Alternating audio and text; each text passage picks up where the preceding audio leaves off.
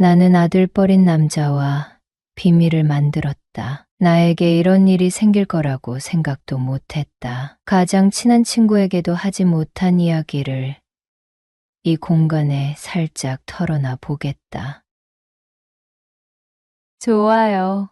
구독 나는 교육대학에서 남편과 만나 결혼했고 남매를 낳았다. 초등학교 선생님으로 일하면서 부모님 집 근처에 살면서 바쁘게 일했다. 부모님이 아이들을 키워준 덕에 믿고 일할 수 있었다. 방학이 되면 연수의 교육에 너무 바빴지만 젊은 나이에 감당할 만했다. 아이들은 기대 이상으로 잘 컸다. 60대 후반이 된 지금 우리 아이들은 모두 출가했고 남편은 그동안 꼭 해보고 싶었던 일을 하기 시작했다. 그것은 남편의 버킷리스트 중 하나였다. 바로 개인 택시 기사를 하고 있다. 우리는 정년 퇴직한 지 오래되었고 우리 둘의 연금으로도 살만한데 남편은 택시 운전을 하면서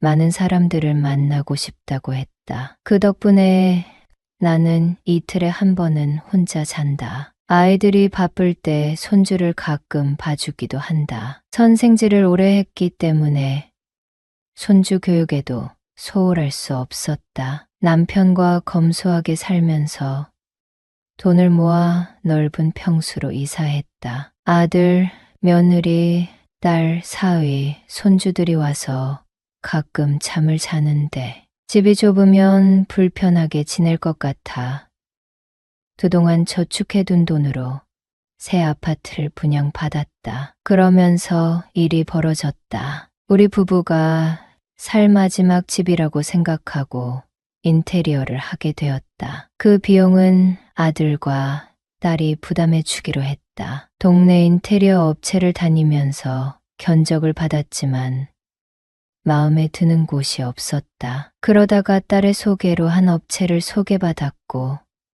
예약한 시간에 방문했다. 아들 나이쯤 되는 젊은 남자 사장이 앉아 있었다. 그 사장은 꼼꼼하고 차분하게 상담을 해줬다. 인테리어라는 것이 한 번에 결정되는 것이 아니었기 때문에 여러 번 상담을 갔다. 결정할 것이 많았고 수정할 것도 많았다. 그때마다 사장은 친절하게 상담해 줬다. 바닥부터 천장, 타일, 벽지까지 모두 마음에 드는 것으로 고르다 보니 여간 복잡한 게 아니었다. 사장은 시간이 걸려도 천천히 고르고 바꿔도 된다고 차분하게 상담해 주니 마음이 편했다. 사장이 너무 참해 보이길래 결혼은 했어요?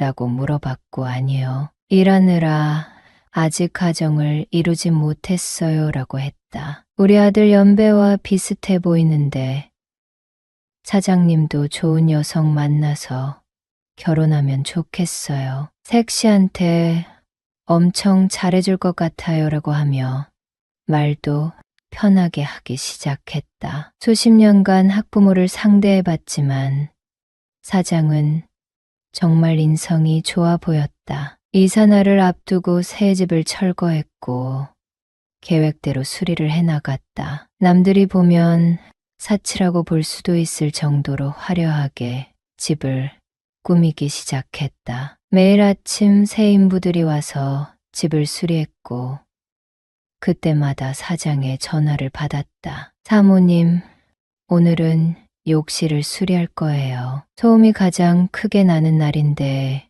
위, 아래층의 양해를 구했어요. 제가 음료수도 다 돌렸습니다.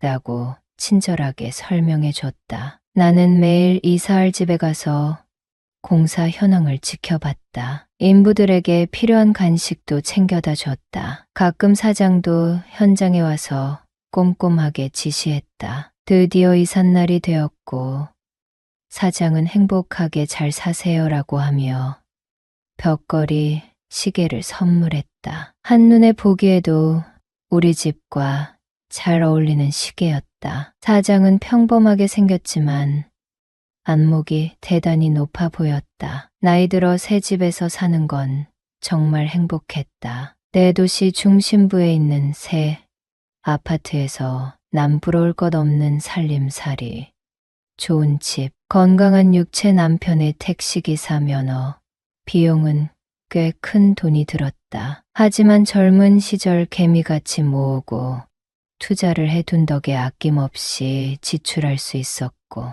혹여 살림이 어려워질 경우 면허를 팔면 되니 크게 걱정하지 않았다. 남편은 새로 시작한 일이 무척 재밌다고 했다. 생각보다 많은 돈을 버는 달도 있었고, 그렇지 않은 달도 있었다. 하지만 집에서 무료하게 있는 것보다 자기 일을 가진 것에 대해 꽤 만족해하는 것 같았다. 하루는 집에서 좀 떨어진 기사 식당에 태우고 가서 식사를 사주기도 했다. 새 집에서 살다 보니 집에 문제가 생기기 시작했다. 하자가 하나 둘 생겼고 인테리어 업체에 전화를 했다. 사장은 얼른 해결해 주겠다고 하더니 직접 공구통을 들고 우리 집에 왔다. 이사한 지 1년 만에 다시 만나니 무척 반가웠다. 서로 안부를 물었고 그 사이 결혼했다는 소식을 들었다. 아내가 임신 초기라는 반가운 소식도 전했다. 사장은 하자를 잡아 처리해줬고 비용이 얼마나 드냐고 했더니 1년까지는 무상으로 수리해주고 있다고 했다. 그날은 무척 더웠고 머리에 땀을 흘리고 일하는 사장이 안타까워 아이스 커피를 대접했다. 먹는 모습도 어찌나 예쁜지 말 한마디, 행동 하나하나 모두 멋있어 보였다. 아들뻘인 사장에게 이런 마음을 품고 있다는 게 부끄러워 티내지 않으려고 했지만 사장은 내게 이런 말을 했다. 사모님, 제 와이프 보여드릴까요? 좋아요. 얼마나 예쁜 사람인지 궁금하네요.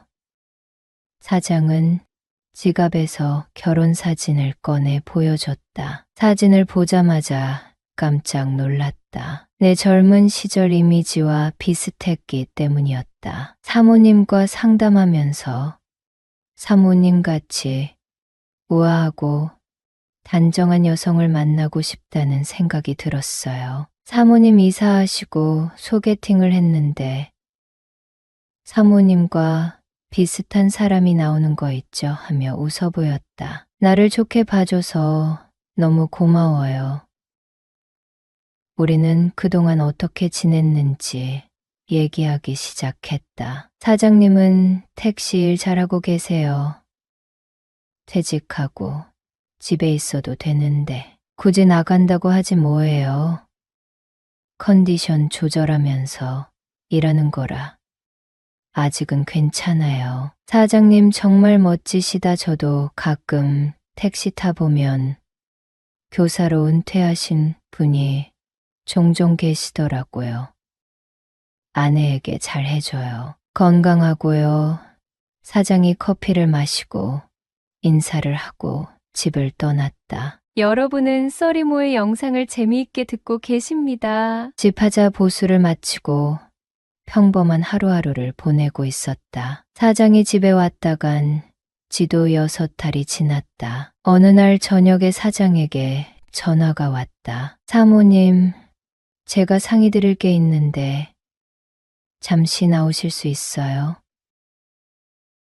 나는 무슨 일이냐고 물었고 와이프 문제로 상담받고 싶다고 하는 것이었다. 나는 동네 식당에 갔고 식사를 했다. 사장은 아내가 초기 유산을 했는데 몇 달이 지난 지금도 너무 우울해한다고 한 것이었다. 아내는 자궁외 임신을 해서 응급수술을 했고 나팔관 한쪽을 절개했다고 했다. 병원에서 아내의 나머지 한쪽 나팔관도 막힌 상태라 아이가 생길 수 있을지 미지수라고 했단다. 사장은 가족이 없다고 했다. 대학 시절 부모님이 돌아가시고 동생은 외국에서 살고 있다고 했다. 아내와 잘 지내고 싶은데 유산 후 스트레스가 너무 심해 아이 있는 친구와는 소통을 안 하고 지낸다고 했다. 자기도 아이를 잃은 상황이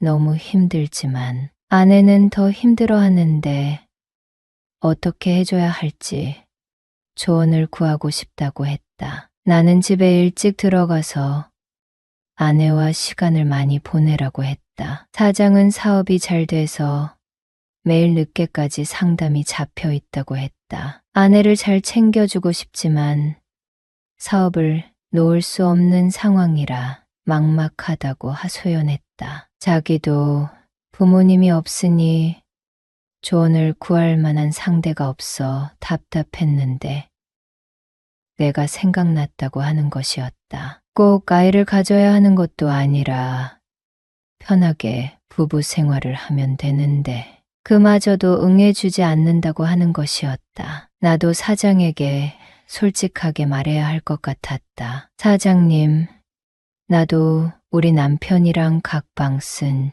지 10년이 넘었어요. 한 공간에서 살긴 하는데 각자 살고 있어요. 사장은 눈을 동그랗게 뜨며 사모님 부부도 그런 고민이 있군요. 네, 나도 사실 너무 외로워요. 좋은 집, 좋은 가구가 있으면 뭐해요? 몸이 외로운데 사장은 오늘 저 좀 도와줄 수 있어요?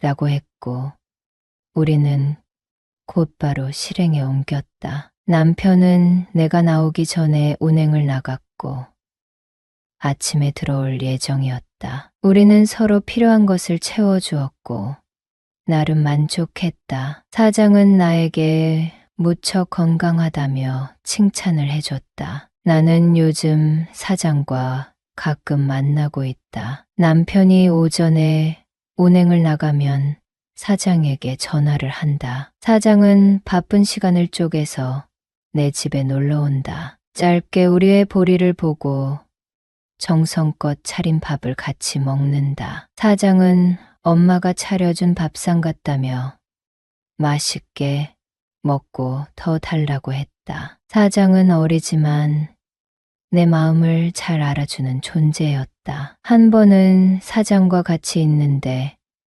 남편이 갑자기 집에 들어왔다. 마침 현관 이중잠 금장치를 해 놓은 덕에 빨리 수습할 수 있었다. 인테리어 사장은 생각보다 치밀했다. 우리 집에 올 때마다 공구통을 들고 왔고 수리를 해주는 척했다. 남편이 사장에게 반갑게 인사를 했고 무슨 일로 왔냐고 묻자 현관문 유격이 맞지 않아 수리하러 왔다는 핑계를 대기도 했다. 평생 바르게 살아야 한다고 아이들에게 주장하던 내가 이런 생활을 하고 있다니 양심의 가책을 느낀다. 늙은 나이에 평생 쌓아온 좋은 이미지를 깨 버리는 짓을 하고 있다는 것도 잘 안다. 사장과의 관계가 오래갈 것이라고 생각하지는 않는다. 하지만 지금 이 순간만 생각하기로 했다.